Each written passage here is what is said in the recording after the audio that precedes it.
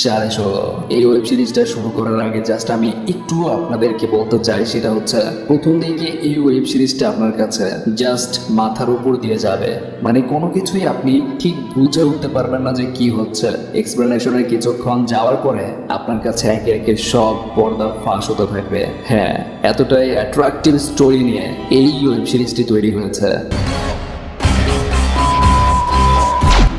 Alright, web সিরিজের প্রথম দৃশ্যে দেখানো একটি ফ্যাক্টরি দুইজন শ্রমিক একে অপরের সাথে দুষ্টুমি করছে। তাদের কথা শেষ হতে না হতেই তাদের ওপর ফ্যাক্টরির বিল্ডিং ভেঙে পড়ে, এতে হাজার হাজার মানুষ মারা যায়। আর এতে ওই শ্রমিকদের পরিবারের সদস্যরা তাদের প্রিয়জন হারায়। কিছু মা বাবা তাদের সন্তানের ছবি নিয়ে ফ্যাক্টরির আশেপাশে পাগলের মতো ঘুরে বেড়াতে থাকে। এখানেই এই সিন কাট হয়ে যায়। তার পরের সিন চলে আসে 27 মাস পরের দৃশ্যে। এখানে জানা যায় ওই ফ্যাক্টরির নাম এম্পায়ার শু ফ্যাক্টরি।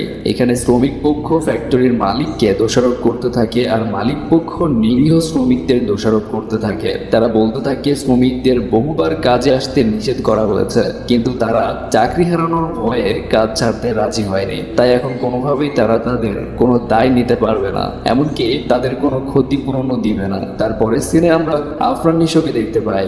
সে এই সিরিজের একজন লয়ারের ভূমিকায় অভিনয় করছে। এখানে তার নাম রেজা। থাম্বনেল দেখে হয়তো বুঝতে পেরেছেন, এক অস্থির লেভেলের লম্পট অ্যান্ড হারামি উকিল যাকে বলে। আশফাক রেজা হলো সেই লেভেলের উকিল। যাই হোক, এম্পায়ার শু ফ্যাক্টরির এই কেস লড়ার জন্য রেজাকে হায়ার করেছে, কিন্তু এই কেস লড়তে এসে রেজা নিজেই আরেকটি কেসে ফেসে যায়। রেজা সুন্দরী মেয়েদের প্রতি আসক্ত হওয়ায় এম্পায়ার শু ফ্যাক্টরির মালিক রেজার মনোরঞ্জন করার জন্য নাতাশা নামের একটি মেয়েকে তার কাছে পাঠায়। তারা দুইজন যখন হোটেলে বসে কথা বলছিল, তখন নাতাশার দূরে রাকিব নামের এক লোককে দেখে বারবার বলতে থাকে, রাকিব স্যার, রাকিব স্যার। এখন আপনারা হয়তো ভাবছেন এই রাকিবটাকে, আর কেনই বা নাতাশাকে দেখে এত ভয় পাচ্ছে। একটু অপেক্ষা করেন বস, সবই জানতে পারবেন। তো যাই হোক, কিছুক্ষণ পর রেজা নাতাশাকে নিয়ে রুম 16:30 যায়, আর ঘটনাটা এইখান থেকেই শুরু হয়। আর এই রুম 16:30 নামে এই ওয়েব সিরিজটার নামে দেওয়া হয় 16:30। যাই হোক, হোটেল বয় রেজা আর নাতাশাকে রুম পর্যন্ত এগিয়ে দিয়ে আসে। রুমে ঢোকার পর রেজা ফ্রেশ হতে গেলে নাতাশা রেজার বিভিন্ন ফাইলের ছবি তুলতে থাকে।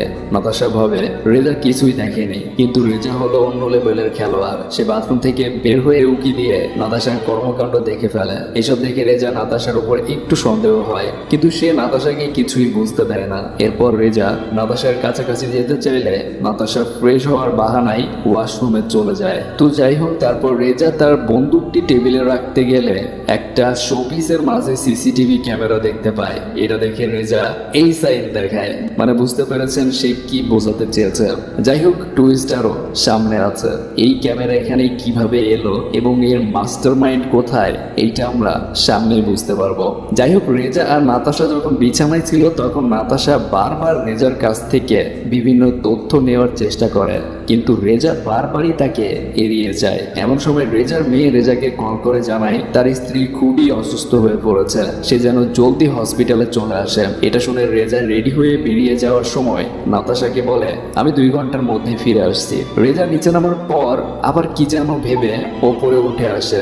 এমন সময় সে সাংবাদিক রিমিকে দেখতে পায়। এরপর যখন আবার নিচে নেমে গাড়ির কাছে যায়, ঠিক তখনই তার গাড়ির সামনে একটা লাইটার পড়ে আর ছোট একটা বিস্ফোরণও ঘটে। এতে রেজা একটু বিরক্ত হলেও এই বিষয়টাতে তেমন গুরুত্ব দেয় না। সিনে আমাদেরকে এটাই দেখানো হয়। এনিওয়েজ, হাসপাতালে যাওয়ার পর রেজা দেখে তার স্ত্রীর অবস্থা অনেক খারাপ। রেজা যখন তার স্ত্রীর কাছে যায়, তখন তার স্ত্রী তাকে বলে সরি। রেজা একটু অবাক হয়ে জিজ্ঞেস করে, সরি বলছো কেন? তার স্ত্রী বলে, কাল তোমার জন্য অনেক বড় একটা দিন, আর আজকে আমি এভাবে অসুস্থ হয়ে পড়লাম, কিন্তু তুমি চিন্তা করো না, তুমি কালকের কেসটাও জিতবে। তুমি তো হারতে শিখোনি, কিন্তু আমি দোয়া করি তুমি যেন কালকের কেসটা না জিতো। আমি চাই নিরীহ শ্রমিকগুলো তাদের ক্ষতিপূরণ পাক। রেজার স্ত্রী আরো কিছু বলতে চাচ্ছিল, কিন্তু রেজার ফোনে কল আসায় থেমে যায়। ফোনের উপাস থেকে আলতাফ নামের একজন পুলিশ অফিসার বলে উঠে, যত দ্রুত সম্ভব ভায়োলেট কিংয়ে চলে আসুন, মানে ওই সেই 16:30 রুমে। রেজা জানায় এখন সে যেতে পারবে না। ওই পুলিশ অফিসার বলে, আপনি যেখানে থাকবেন সেখানে ঝামেলা হবে না তা হতে পারে না, এখানেও ঝামেলা হয়েছে, জলদি আসুন। 15 মিনিট টাইম দিলাম, এর মধ্যে আসলে একটা বোঝাপড়া হতে পারে। রেজা আর কোনো কথা না বলে ওই হোটেলে চলে যায়, যেখানে যাওয়ার পর তার মাথায় আকাশ ভেঙে পড়ে। কারণ যেই নাতাশার সাথে সে কিছুক্ষণ আগে বিছানায় ছিল, সেই নাতাশাই এখন লাশ হয়ে শুয়ে আছে। তো যাই হোক, এমন সময় পুলিশ অফিসার আলতাফ রেজার পিছন থেকে বলে ওঠে, এত কাঁচা কাজ কিভাবে করলেন, এভাবে মেরে ফেলে চলে গেলেন, কি ভেবেছিলেন অন্য কেউ এসে আপনার ক্রাইম ক্লিন করে দেবে? এরপরেই সবাই মিলে রেজাকে চেপে ধরে, সবাই খুনের দায় রেজার উপর চাপিয়ে দেওয়ার চেষ্টা করতে থাকে। সাংবাদিক রিমি তার ফোনের ক্যামেরা অন করে বলে, অন ক্যামেরায় বলে ফেলুন খুনটা কেন করলেন। তখন রেজার ব্রেন আর আমাদের ব্রেন খেলতে শুরু করে। রেজা একটু অ্যাটিটিউড নিয়ে চেয়ারের উপর বসে বলে, নাতাশা খুবই ভালো একটা ইনোসেন্ট মেয়ে ছিল, এত কম বয়সে এইভাবে ওর জীবনটা চলে গেল। কিন্তু আপনাদের সবার কাছে আমার একটা প্রশ্ন আছে, আমার খুব জানতে ইচ্ছে করছে এই রুমে সবার আগে কে ঢুকলো? নাতাশা খুন হয়ে যাওয়ার পর নাতাশার লাশ নিশ্চয়ই আপনাদের কাউকে ডেকে আনেনি। খুনি কে? আলতাফ সাহেব আপনি, নাকি রাকিব সাহেব আপনি, নাকি সাংবাদিক ম্যাম আপনি? আপনারা কি জানেন আমি একটা জরুরি কাজে বাইরে বেরিয়ে গিয়েছিলাম, তারপর আবার একটা কাজে উপরে এসেছিলাম, তখন আমি এই জার্নালিস্ট ম্যাডামকে এই করিডোরে ঘোরাঘুরি করতে দেখেছিলাম। তো আপনি কেন এখানে ঘোরাঘুরি করছিলেন? এসব শুনে রিমি বলে, ফাঁদে পড়ে এখন উঁচু গলায় কথা বলছেন। রেজা বলে, আপনি আমাকে পছন্দ করেন না সেটা আমি খুব ভালো করেই জানি, তাই বলে একটা ইনোসেন্ট মেয়েকে খুন করে আমাকে ফাঁসাবেন? হায় হায়। রিমি রেজার এই প্রশ্নের কোনো উত্তর না দিয়ে রাগ দেখিয়ে রুম থেকে বেরিয়ে যায়। তারপরের সিন শিফট হয়ে 2.5 ঘন্টা পিছনে চলে যায়। কেন ইমাজিন, 2.5 ঘন্টা পিছনে চলে যায়, মানে এখন আমরা দেখতে পাবো 2.5 ঘন্টা আগে কি কি ঘটেছে। এখানে আমরা রিমিকে এই হোটেলে বসে ড্রিঙ্কস করতে দেখি। এখানে আমরা জানতে পারি রিমি একজন টিভি টক শো হোস্টার। সে গার্মেন্টস শ্রমিকদের পক্ষে বিভিন্ন যুক্তি দিয়ে কথা বলে। কিছুদিন আগে তার চাকরিটা চলে গিয়েছে, আর এই রেজার কারণেই রিমি তার চাকরিটা হারিয়েছে। বলতে হবে রেজা অনেক পাওয়ারফুল, তাই রেজার প্রতি রিমির ভীষণ রাগ। সে যে কোনো ভাবে তার জবটা ফিরে পেতে চাইছে, তাই সে রাকিবের সাথে মিলে রেজাকে ফাঁসানোর প্ল্যান করেছে এই ভায়োলেন্ট হোটেলে। আসলে রিমি আর রাকিব রেজাকে ফাঁসিয়ে নিজেদের স্বার্থ হাসিল করতে চেয়েছিল। এখানে রাকিবের কি হ্যালো গাইস, কেমন আছেন আপনারা? আশা করি সকলেই খুব ভালো আছেন। ভিডিওর থাম্বনেল এবং টাইটেল থেকে বুঝে গেছেন আজকে আমি কোন নাটকটি দেখব। তো চলুন কথা না বাড়িয়ে এই নাটকের নতুন এপিসোড দেখে নেব। তার আগে এখন আমার চ্যানেলটিকে যারা সাবস্ক্রাইব করেনি অবশ্যই সাবস্ক্রাইব করবেন। তো আমি শান্ত, চলুন একসাথে ভিডিওটি দেখব। কিন্তু আজ রিমি নিজে থেকে আলতাফকে ডেকে পাঠিয়েছে, কারণ আলতাফই এম্পায়ার শু ফ্যাক্টরি কেসটার ইনভেস্টিগেশন করছে। তো আলতাফ আর রিমি যখন কথা বলছিল, তখন আলতাফ নাতাশাকে ওই হোটেলের ভেতরে ঢুকতে দেখে। এখানে আমরা জানতে পারি আলতাফ অনেক আগে থেকেই নাতাশাকে চেনে। তারপর সিন আবারও শিফট হয়। এখানে রাকিব রিমিকে বলতে থাকে আমাদের প্ল্যান ফেল করেছে। এটা শুনে রিমি প্রচুর রেগে যায় আর বলে, প্ল্যান ফেল করুক আর পাস করুক, কালকের মধ্যে আমি আমার নতুন অ্যাপয়েন্টমেন্ট লেটার চাই। এবং ফোন রাখার পর রাকিব রিমিকে মেসেজ করে রেজা আর নাতাশা যে রুমটাতে উঠেছিল ওই রুমটাতে যেতে বলে। সাথে সাথে রিমি সেখানে চলে যায়, কিন্তু রুমে ঢুকে সে প্যানিক হতে শুরু করে আর দ্রুত রুমটা থেকে বেরিয়ে আসে। এরপর রিমি রাকিবকে কল করে রুমে আসতে বলে। এর মাঝে আলতাফও ওই রুমে ঢুকে পড়ে। তারা সবাই নাতাশার ডেড বডি এভাবে পড়ে থাকতে দেখে বেশ চিন্তিত হয়ে পড়ে। এদিকে রিমি প্রচুর রেগে রাকিবকে বলতে থাকে, আপনি কি আমাকে ফাঁসানোর চেষ্টা করছেন? এই কারণেই কি আমাকে মেসেজ করে এই রুমে আসতে বলেছেন? আপনি আসলে কাকে ফাঁসাতে চান, আমাকে নাকি রেজাকে? এই ডায়লগের সাথে সাথে এই সিনটি আবার কাট হয়ে যায়। এবার আমাদের 3 সপ্তাহ আগের দৃশ্য দেখানো হয়। এম্পায়ার শু ফ্যাক্টরির বিপক্ষে ফ্যাক্টরি ম্যানেজার রাকিবকে তার অফিসে ডেকে পাঠিয়েছিল। যদিও রাকিব তার অপোজিট পার্টি সিইও ছিল, ম্যানেজার তাকে তাদের সাথে কাজ করতে বলে, মানে রাকিবকে তার কোম্পানির সাথে বেইমানি করতে বলে। রাকিব প্রথমে রাজি না হলেও ম্যানেজার তাকে অনেক বড় পজিশনের লাভ দেখায়। সে রাকিবকে বলে, আমার কোম্পানি যেভাবে ধ্বংস হয়েছে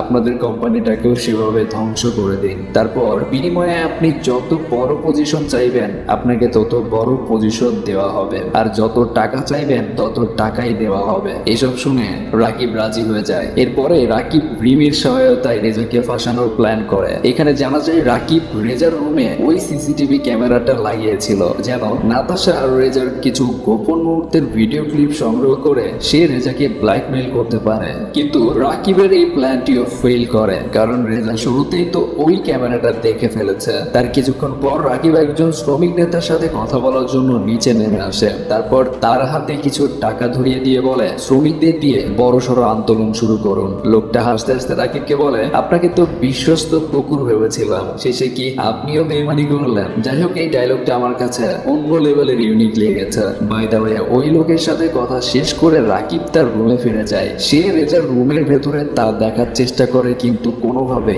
দেখতে পারে না, কারণ রেজা তখনই ওই ক্যামেরাটা অফ করে দিয়েছিল। তাই রাকিব রিমিকে ফোন দিয়ে বলে তাদের প্ল্যান ফেল করেছে। রিমির সাথে কথা শেষ করে রাকিব নাতাশার কাছে যায়। এমন সময় লক্ষ্য করে রুম সার্ভিস বয় নাতাশার রুম থেকে বেরিয়ে যাচ্ছে। সেখানে গিয়ে রাকিব নাতাশার সাথে প্রচুর রাগারাগি করে, কারণ তাদের প্ল্যান মতো কিছুই হয়নি। পর রাকিব নাতাশার রেজার ফাইলের যে ছবিগুলো তুলেছে সেগুলো দেখতে চায়, কিন্তু নাতাশা দেখাতে চায় না। তাই রাকিব রাগের মাথায় নাতাশার মাথায় বন্দুক ঠেকায়। এইখানেই এই সিন কাট হয়ে যায়। তাহলে কি রাকিবই নাতাশাকে খুন করেছে?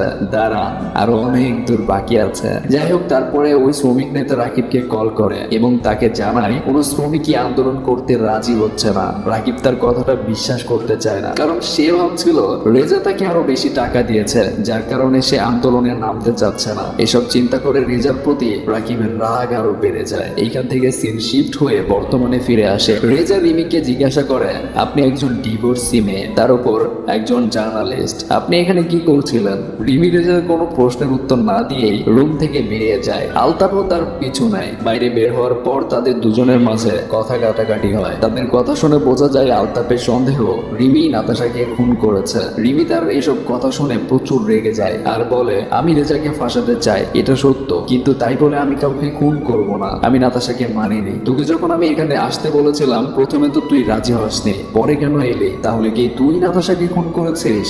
লেও ঠেলা, টুইস্টের ওপরে টুইস্ট। এইখান থেকে সিন শিফট হয়ে ফ্ল্যাশব্যাকে চলে যায়। এখানে দেখানো হয় আলতাফ একদিন ইনভেস্টিগেশনের জন্য রাকিবের অফিসে গিয়েছিল প্রায় 2 বছর আগে। যাই হোক, সেই অফিসে নাতাশাও জব করত, কিন্তু রাকিব আলতাফকে কোনোভাবে ইনভেস্টিগেশনে হেল্প করতে চায় না। তাই আলতাফ রেগে সেখান থেকে বেরিয়ে যায়। তারপর পেছনে পেছনে নাতাশাও বের হয় এবং আলতাফের সাথে কফি খায়। কফি খাওয়ার এক পর্যায়ে আলতাফ নাতাশার কাছে পার্সোনাল টাইম চায়, কিন্তু নাতাশা তাতে সম্মতি দেয় না। সে আলতাফকে জানায় আজকে তার হাজবেন্ডের সাথে ঘুরতে যাবে, মানে নাতাশা বিবাহিত ছিল। অ্যাকচুয়ালি এখানে একটা বিষয় ক্লিয়ার করে দিই, সেটা হচ্ছে নাতাশা হলো একটা গোল্ড ডিগার, মানে টাকা খায় আর সেই বিনিময়ে তার বসের হয়ে কাজ করে এবং বিভিন্ন অপর মহলের লোকদের সাথে বিছানা গরম করে। যাই হোক, নাতাশার এই কথাটা আলতাফের মোটেও ভালো লাগে না, কিন্তু কি আর করার। তারপর আলতাফকে বিদায় জানিয়ে নাতাশা সেইখান থেকে চলে যায়। আর এদিকে রেজা যে কেসটা লড়ছিল ওই কেসটাতে আলতাফও জড়িত ছিল, যে কারণে রেজা তাকে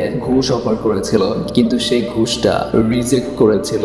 যাই হোক, এরপর একদিন আলতাফের ফোনে একটা কল আসে। ফোনের ওপাশে লোকটা বারবার আলতাফকে হুমকি দিতে থাকে। তারপর হঠাৎ করেই জানায় আলতাফকে ট্রান্সফার করা হয়েছে। হাতের কাটা আয়না দিয়ে দেখা লাগে না। আলতাফ বুঝে যায় এই কাজটা আশফাক রেজাই করেছে, কারণ তার ঘুষের অফারটা সে ফিরিয়ে দিয়েছিল। এতে আলতাফ রেজার উপরে ভীষণ রেগে যায়। তাই সেও মনে মনে রেজাকে ফাঁসানোর পরিকল্পনা করতে থাকে। এরপর হোটেলে যাওয়ার পর সে যখন নাতাশাকে দেখতে পায় তখন তার সাথে একটু কথা বলার সুযোগ খুঁজতে থাকে। অবশেষে সে ওই সুযোগ পেয়েও যায়। সুযোগ বুঝে আলতাফ নাতাশার কাছে যায়। নাতাশা আলতাফকে দেখে রুমের দরজা বন্ধ করে দিতে যায়, কিন্তু আলতাফ জোর করে ওই রুমে ঢুকে যায়। তারপর নাতাশাকে জিজ্ঞেস করে তোমার বসের আসল প্ল্যানটা কি, রেজার সাথে কি করবে? নাতাশা আলতাফের প্রতিটা প্রশ্ন ইগনোর করে যায়। এসবে আলতাফ প্রচুর রেগে যায় আর নাতাশার সাথে জোর জবরদস্তি করতে শুরু করে। আর এখানে এই সিনটা কাট হয়ে যায়। কি ভাবছেন, আলতাফ কি নাতাশাকে খুন করেছে তাহলে? যাই হোক, এটাই আসলে একটু ওয়েস্ট। আমাদের দেখার পালা যে এই 4 জনের মধ্যে কেউ তো একজন নাতাশাকে খুন করেছে এবং সেটা কে আমরা সামনেই জানতে পারবো। এনিওয়ে, দৃশ্য বর্তমানে ফিরে আসে।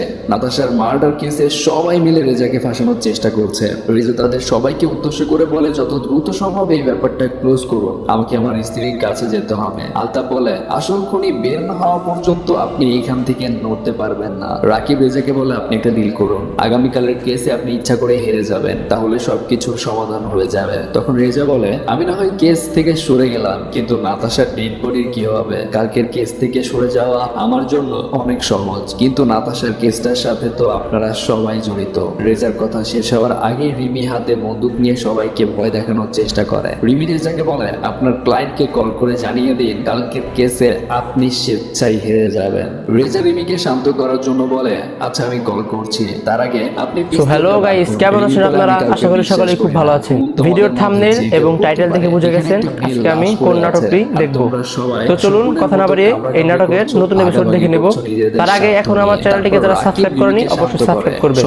তো আমি শান্ত, চলুন একসাথে ভিডিওটি দেখব। সবাইকে উদ্দেশ্য করে বলে, আমি কিছু কথা বলতে চাই, মন দিয়ে শুনুন। এই খুনটা যে কেউ করতে পারে, আমিও করতে পারি, আপনিও করতে পারেন, কিন্তু আমি যদি খুন করি তাহলে আমি আমার লাইসেন্স করা বন্দুক দিয়ে কেন খুন করব? এতে তো খুব সহজেই আমি ফেসে যাব। আর দ্বিতীয়ত, আমার পিস্তল তো আমার কাছেই ছিল না। রেজা রাকিবকে একটা মেইল দেখিয়ে বলে, এই দেখুন, আজ দুপুরেই আমি থানায় পিস্তল হারানোর জিডি করেছি। এরপর রেজা রাকিবকে উদ্দেশ্য করে বলে, খুনটা তো আপনিও করতে পারেন। এমনও তো হতে পারে আপনি আমার পিস্তল দিয়ে খুন করে আমাকে ফাঁসানোর জন্য পিস্তলটা লাশের পাশে রেখে দিয়েছেন। আবার খুনটা রিমিও করতে পারে, কারণ চাকরি হারানোর শোকে বেচারি পাগল হয়ে গিয়েছে। সে হয়তো জোর করে নাতাশাকে দিয়ে আমার বিরুদ্ধে স্টেটমেন্ট লিখে নেওয়ার চেষ্টা করছিল।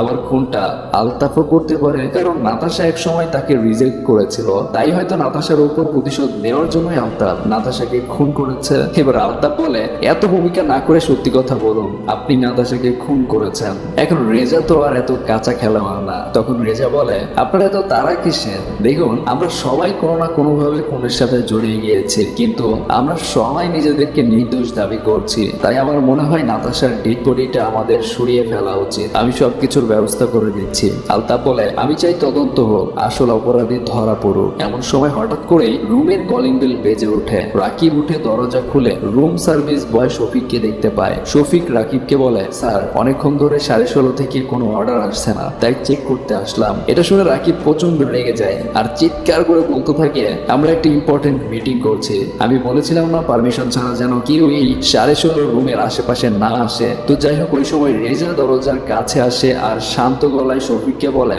খাবার লাগলে আমরা অর্ডার করব, তুমি যাও। শফিক সেখান থেকে চলে যাওয়ার পর রেজা রাকিবকে বলে, ছেলেটা ভালো, আমরা ওকে ইউজ করতে পারি, পরে না হয় বিনা পয়সায় আমিও ওর কেস লড়ে দেব। মানে রেজা নাতাশার খুনের দায় এই ছেলেটাকে ফাঁসিয়ে দেওয়ার প্ল্যান করছে। রেজা এবং রাকিব রুমে ঢোকার পরেই নাতাশার ফোনে একটা কল আসে। এখানে দেখা যায় শফিক নাতাশাকে কল করছে। এটা দেখে সবাই অবাক হয়ে যায়। এখন আপনারা হয়তো ভাবছেন শফিকের সাথে নাতাশার সম্পর্ক কি?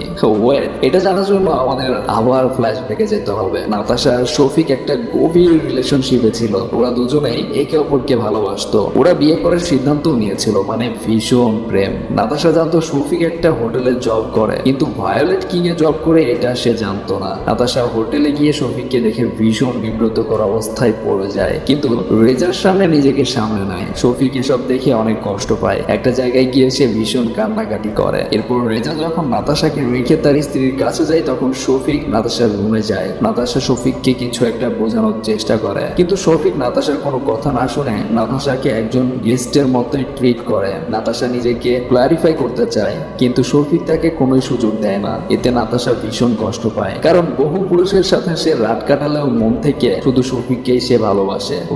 ওইদিকে হাজবেন্ড, এদিকে গোল্ড ডিগার, আর এইদিকে এক্স বয়ফ্রেন্ড। দুর্দান্ত গল্প তো সেই লেভেলের টুইস্ট। যাই হোক, শফিকের মন আচরণ আর নাতাশা মেনে নিতে পারে না, তাই সে রেজার পিস্তলটা নিয়ে নিজেই নিজেকে গুলি করে মেরে ফেলে। মানে আত্মহত্যা করেছে সে এখানে। সুতরাং বুঝতে পারছেন নাতাশাকে এদের মধ্যে কেউই খুন করেনি, বরং সে নিজেই নিজেকে খুন করেছে। তারপর এখানেই কাট হয়ে যায়। তারপর এই ওয়েব সিরিজের শেষ দৃশ্যে দেখানো হয় এখানে রেজা নিজের ওয়াইফকে সময় দিচ্ছে। অন্যদিকে রাকিব তার বসের বাহবা পায়। অন্যদিকে নাতাশার মার্ডার কেসে রেজা পুরোপুরি শফিককে ফাঁসিয়ে দেয়। পুলিশ শফিককে নাতাশার মার্ডারের দায়ে অ্যারেস্ট করে। শফিককে থানায় নিয়ে যাওয়ার সময় শফিককে সাংবাদিকরা নানান প্রশ্ন করতে থাকে। তারা বলতে থাকে, কেন খুন করেছেন? খুনের আগে কি ধর্ষণ করেছেন? টাকা লোভে খুন করেছেন? কিছু বলছেন না কেন? ইত্যাদি ইত্যাদি। শফিক বলে, আমার অনেক কিছু বলার আছে, আপনারা কি শুনবেন? তার এই কথাটির সাথেই শেষ হয়ে যায় 16.5 নামক এই সিরিজের সিজন 1। এখানে আমরা বুঝতে পারছি শফিক ইনি হলেন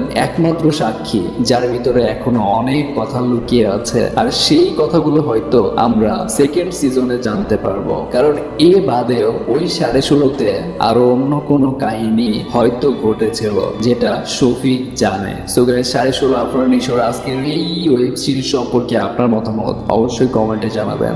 আজকের মতো এখানেই বিদায় নিচ্ছি। ভালো থাকবেন, ভালো রাখবেন। Thank you, take care, bye by.